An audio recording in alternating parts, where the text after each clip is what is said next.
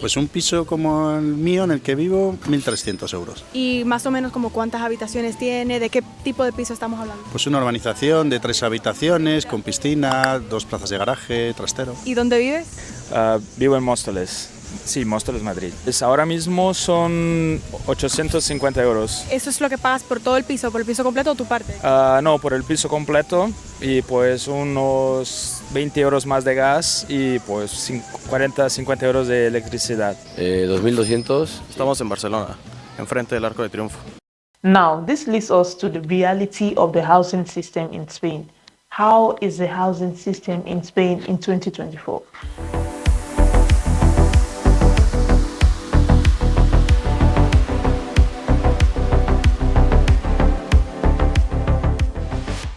Hello and welcome to another episode of the Niger Nomads. Yeah, in this video, I am going to be telling you the reality of a housing in Spain, yes, as at 2024. What you need to know before you rent, before you buy, and before you move to Spain. So stay tuned for everything because it's gonna be juicy. If you haven't subscribed to this channel, please do and give this video a thumbs up while you watch, okay? So I moved to Spain going to 2 years now, and so far I have been able to experience what they call the demand, high demand and less supply, in the sense that the rate at which houses are being demanded in Spain is higher than the supply. Like, there is so much people in terms of requiring a place to stay, landlords that needs money, people who are doing things that are illegal in order to get money because of the demand, the rise of the demand. And that is why this video is going to expose everything about the reality of housing system in Spain, the challenges it entails, and I'm also going to share with you my personal experience, of which I had this particular here.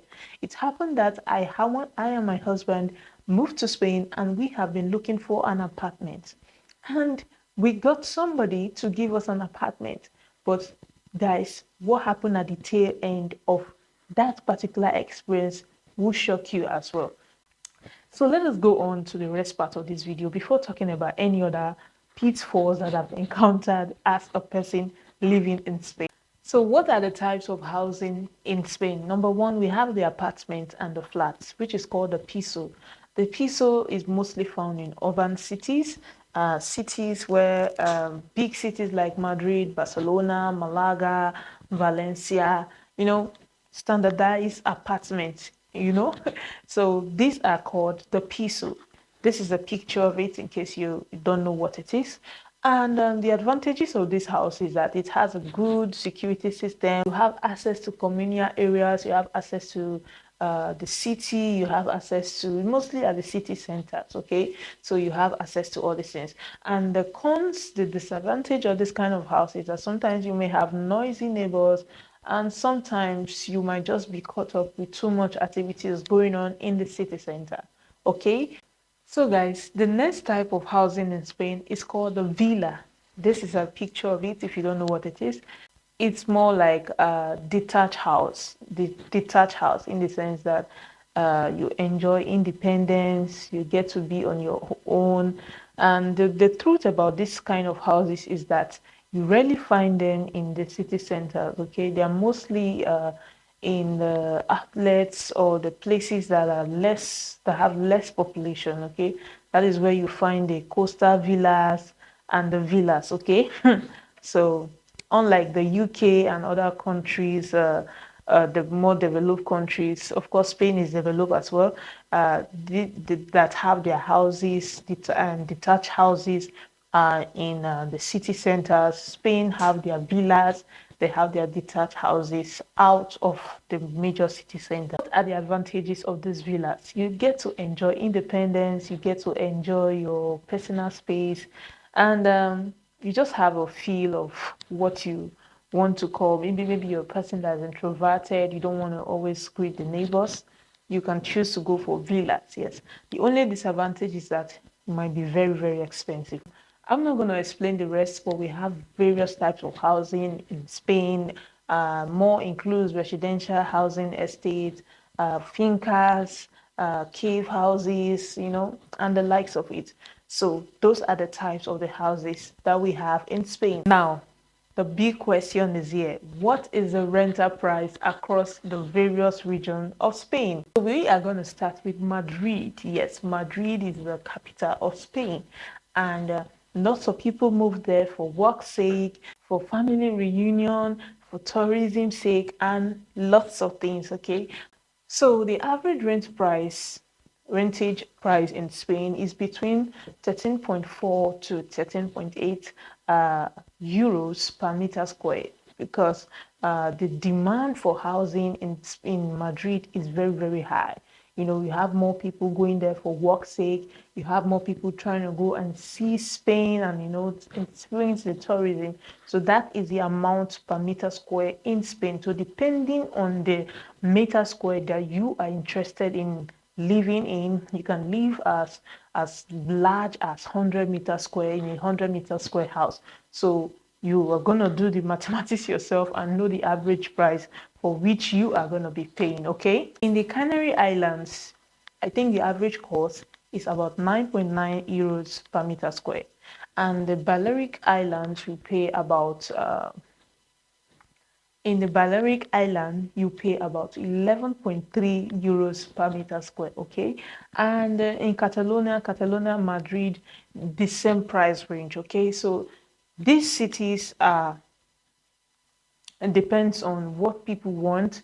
It depends on the demands. The demand is what influences the price, okay? In my city where I live, Malaga, as at January 2024, the average price range of a house in Spain in Malaga here is about 13.60 euro per meter square. And you find it more expensive as to the extent that you can even get up to 14 point something euro in the city center.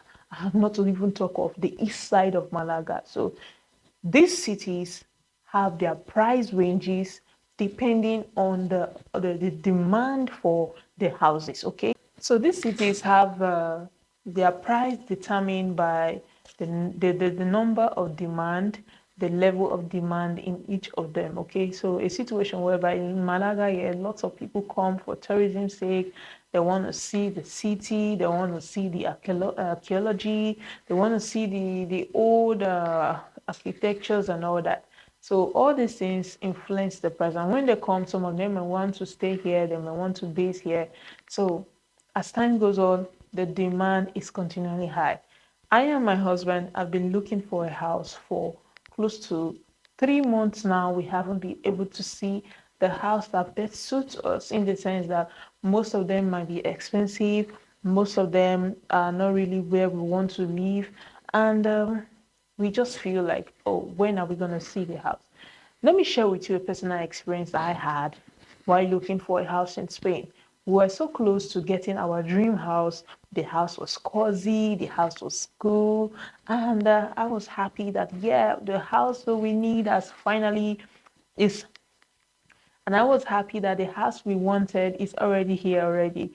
And the man told us, okay, you got to get your insurance, because when you want to get house in Spain, you have to have your pay slip from your employer, like the last 3 months. You have to be working, you have to have the income expectation. Yes, your income has to match with what the house rentage is, in the sense that if the house rent is above what you can afford based on your income, you are not going to get the house, okay?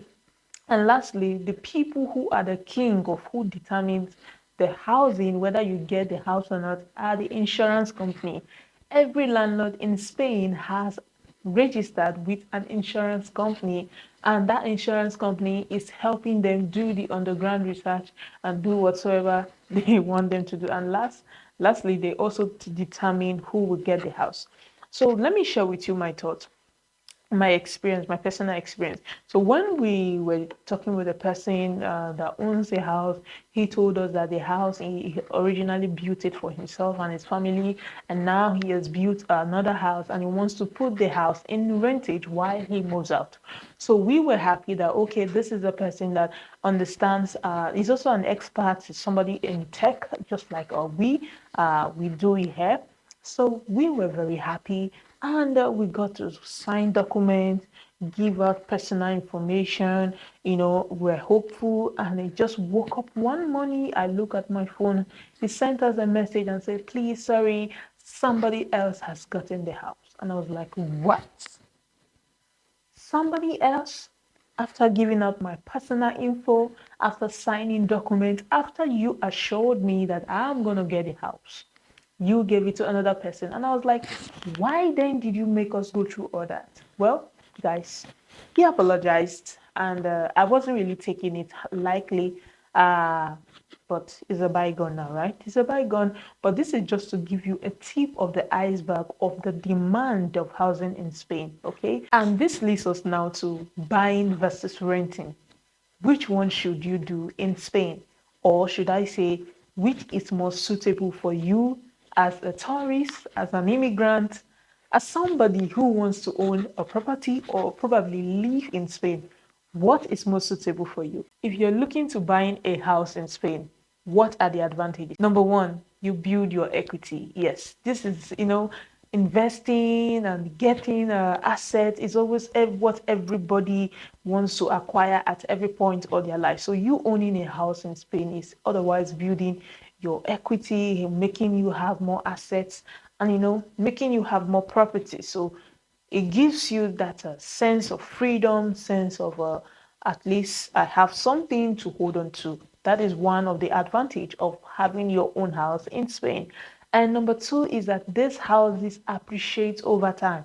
The houses in Spain do not depreciate in price over the years, whether it has stayed 10 years, 20 years, the house is going to keep on appreciating just like land. Okay. So even if you don't want to live there anymore, you get to lease it out or even sell it at a very higher rate than what you bought. Another advantage is that it gives you stability. Yes, you have this sense of freedom. You have this sense of, okay, this is where I live. This is where I base. And this is my property. You are stable in a place instead of moving to 4 houses, 5 houses in a year, okay? Because landlords can change their minds and be like, oh, sorry, I want to do this to my house once the contract is over. And you go into the housing market again looking for another house to own, to another house to live. Yes. And lastly is that it gives you control over the property. Living in a house in Spain that is in rentage gives you limited control to modifying things, doing things the way you want to, because you are going to pay. You're going to pay when you're about to move out for the damages. And the landlord may not be really, really happy with you modifying things, trying to make things to your own taste in the house. So buying a house in Spain gives you that freedom of modifying it. You can design it the way you want. You can buy more articles, and you can buy more decorations and things that makes the house more beautiful to your taste. Now, what are the disadvantages of buying or owning a property in Spain? Yeah, I'll say it. I'll say it.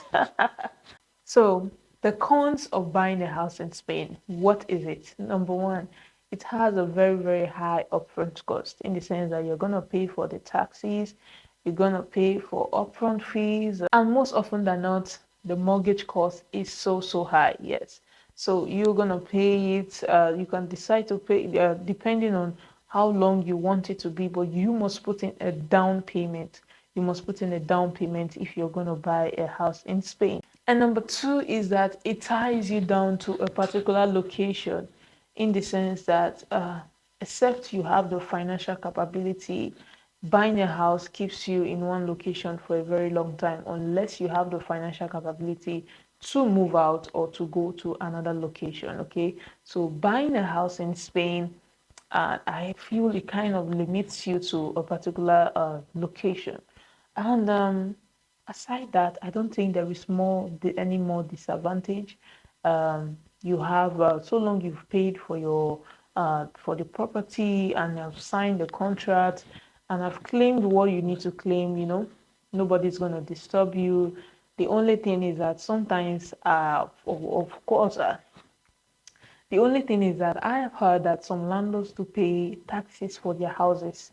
I'm not sure how true is that, but I know that should also involve you paying some taxes to the government, even as a house owner in Spain. So all these things are what it entails.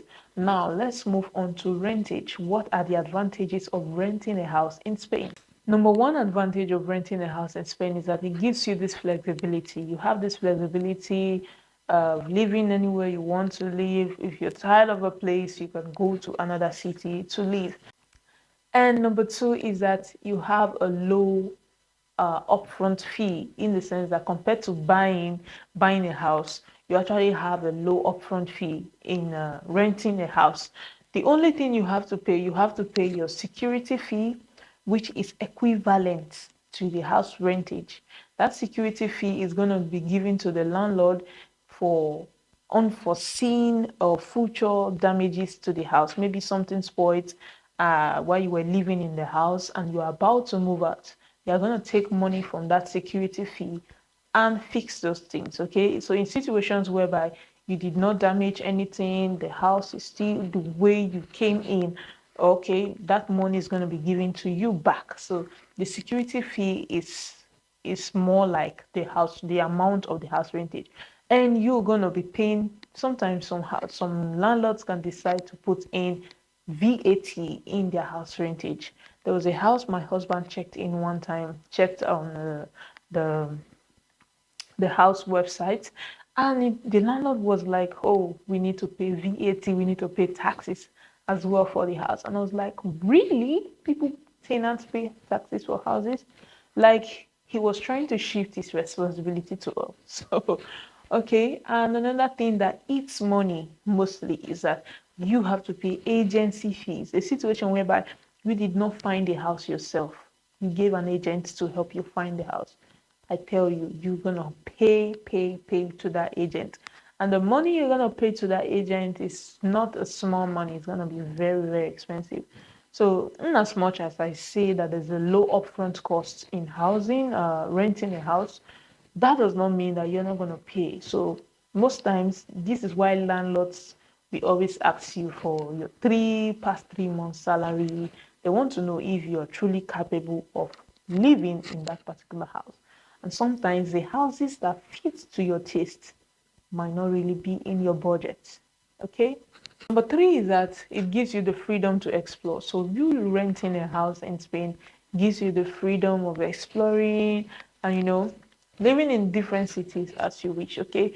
Now, what are the cons of renting a house in Spain?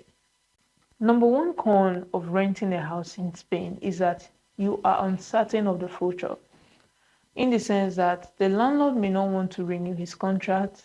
The landlord may be like, okay, after this contract expires, I don't want you anymore in my house. And you might just be frustrated. So there's this uncertainty, in the sense that you are the mercy of the landlord. Here, that brings us to the second point. You live by the landlord's rule. Okay, so the landlord may decide and be like, I don't want you in my house anymore. Although it is illegal to evict a tenant before the contract expires. So don't let anybody play you, okay? Because there's somebody I know that is my husband's colleague. His landlord was trying to play a game on him by telling him that, oh, you have to move out. I want to give this house, my children are coming, or whatsoever story he cooked up. And the person was still yet to expire. The contract and the house rentage was still yet to expire. And it was like, what do I do? The landlord knows very well that he's an immigrant, somebody that's not originally from this country, and decided to play. I don't know what is that, but it looks so strange. They had to involve a lawyer, and the lawyer came in and told the landlord had to adjust himself and know that, oh, this thing is about to blow up. And he told him, oh, don't worry anymore. Imagine if he didn't know it's right. So in Spain, it is illegal to evict a tenant before the contract expires. So the uncertainty comes in when you don't even know if the landlord will want to renew the contract after your stay, okay? Like this house we say, where I am and husband stay, we have renewed the contract and we are still living here, okay? So you're basically at the mercy of the landlord, okay? That is the disadvantage of renting a house in Spain. Now, in Spain, tourism is one of the biggest money-making scheme. And what is the impact of this tourism in Spain? Lots of people want to come and visit Spain, and there is this rush, there is this a bustling population coming to visit.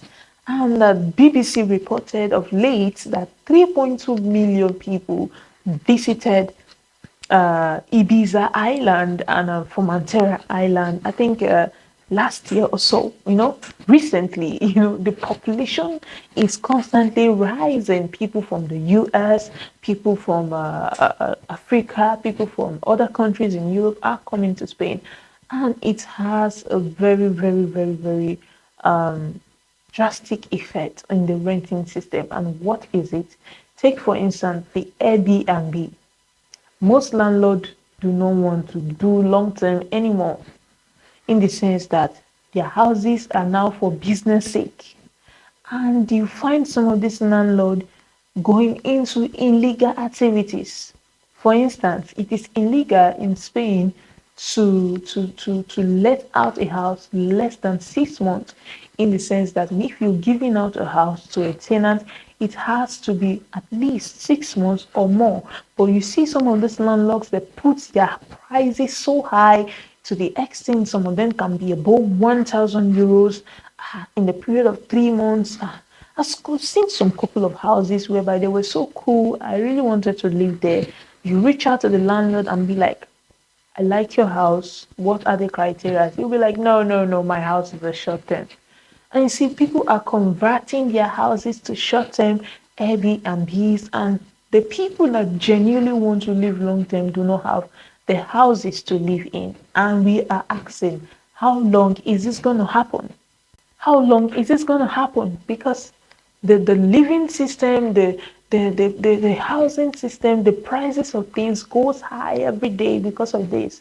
Not only that, tourism has given a negative impact, in the sense that the population rise in the city center is so mad, in the sense that everybody wants to live at the city centers, neglecting the other parts or the rural areas. And sometimes you hardly find the Spainers living in the city centers. Most of the people you find are people from South America or people from other places that speak Spanish, living at the city center, okay? And the people that originally come from Spain, they are, in minority in the city center. So there's a population buzz in the city center, in the sense that it affects the cost of living, it affects and increases the demand, causing an increase in the prices of rentage. And I'm wondering, in the next 4 years, how is Spain housing system going to be like? Take, for instance, in Barcelona, the cost of living, the price of living has stirred protest. People want a balance. People are looking for a balance. Do not get me wrong. I am also an immigrant living in Spain, but I feel that the government should be able to regulate all these things, in the sense that there should be a balance between tourism and living here. People who want to live as tourists should go for hotels, instead of making the houses short terms and making it hard for the people who really want to live long term here. So tourism is good, but I think there should be a balance, okay? So now that leads us to the tips in finding a house in Spain. How can you find a house in Spain? There are different websites, Idealista, Fotocasa. I'm going to attach the link in the description so you can see the websites that you can see houses to rent or buy, okay? Even warehouses are there for sales and all that, different depending on the part of Spain you live in. So now if you're looking to rent or buy a house in Spain, you have to know your budget. Yes, your budget is very, very important. And as for rentage, you have to have work history. You have to have worked in Spain for some time to show some working proof of work, proof of employment, um, and the history of salary payout, okay? And this would determine, like I said before, this would determine whether you get the house or not. So you have to plan your budget first and foremost, okay? Number two is that you have to decide on the property type and location. Yes, you have to make sure that the location suits your need, suits your lifestyle, and suits what you do. For instance, someone like me, I can't stay in the outlet. I can't stay somewhere very far from where things are going on because I like to see people. I like to buy stuff from a close by supermarket. So imagine me living at a very, very far distance. Okay, it makes things inconvenient for me. So decide on the type of house you want. Number three is that you have to visit the property. Yes, you have to go and see the property for yourself. Don't let somebody give you pictures. Sometimes pictures can be deceitful. So you have to go there and see the property for yourself and know if it's truly, truly, truly what you want. Okay. And make sure to always make sure the house is from a credible source.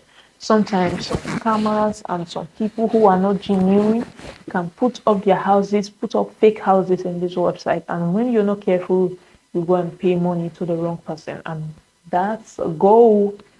That's too bad. So lastly, you have to make an offer.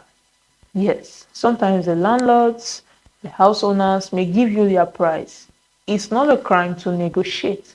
It's not a crime to say, yes, I like your price, but this is what I can afford, okay? Even if you don't get the house, at least try to negotiate, okay?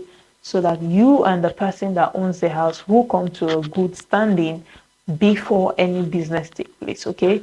And one thing I've discovered is that most times when you tell them that, oh, this is the amount I can pay, they hurriedly move on to the person who is ready to pay the amount they have said. They don't give room for negotiation. They don't give room for even listening to you because why? There's always somebody waiting to take it if you say no. You know, these are some of the things I'm really, really bothered about. And I'm like, what is the coming years holding for the housing system? It's something to look into. It's something to be concerned about, okay? I love Spain. I love the culture. I love everything and anything that affects the interest of people also affects me at heart. I want things to be very, very good so that more people, more development can come in to the city.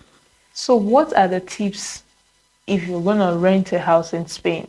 This video is basically targeted at people renting a house. Okay, I talk more some things about buying, of course, but if you want to rent a house in Spain, please make sure to research the neighborhood. Make sure that the neighborhood is safe for you. Make sure that the neighborhood is surrounded with people who are concerned. Of course, Spain is a very, very safe city. Is you have low crime rates and the likes, but you have to research the neighborhood, okay? And number two is that you have to be in good communication with the landlord, okay? For instance, something goes wrong in the house, please do not be afraid to reach out to the owner of the house and be like, I need your help with this, I need your help with that. Because most times, if you do not speak out, at the end of the day, the money you paid for your security fee is going to be useful fixing of all the damage. Sometimes when you go into the house, you are not the really one that spoils anything, but you find out that something was not really in good shape before you moved in. So you speak out, be in good communication with the landlord, okay? And number three is that contracts, yes, contracts. You have to involve a third party most times, you know. A lawyer can stand in place for you to witness what is going on so that in case anything happens in the future. And just a side note, most houses in Spain do not allow pets. So if you're thinking of coming with your pets, well, you have to look and make sure that the landlord accepts pet in his house, okay, so that you do not go on paying a fine or something. That is just a side tip for you to know, okay? Now, what is my envisioned future trends in terms of housing cost in Spain. Yes. You see, I did some research and looking at the standing of things, looking at the housing system in Spain, as at now, Spain has the highest deficit in housing system, up to 7%. And the future trend of cost is that in Madrid, there may be a 5% increase in future cost of rentage. In Barcelona, there may be a 4% increase. In Costa del Sol, there may be a 7 or 6% increase. All these are backed up by statistics. You can see them in the description. You see, now, what is the solution to all this? I feel, from my own understanding, this thing can be fixed. If there is a balance between tourism and long-term living, I feel that this problem will be solved. So I am looking and reaching out to all the people in higher authorities who are going to be watching this video, or you know somebody related to them. I feel that they should look into this housing system before it escalates into something that cannot be fixed. Okay, so this is my 2 cents in this video. Okay, if you're looking to move into Spain, owning a property in Spain, renting a house, coming for tourism's sake, please do not fidget, do not be afraid. You are welcome. We love you, and Spain loves you. Spain loves tourism. Spain loves Spainers are friendly, they are hospitable, and you know, everything you can think of. Okay, so I attached my video. I made a video about living as a black girl in Spain. You can watch it over here. So if you haven't subscribed, please do. I really appreciate your time spent in this video. Thank you, and see you next time. Bye for now.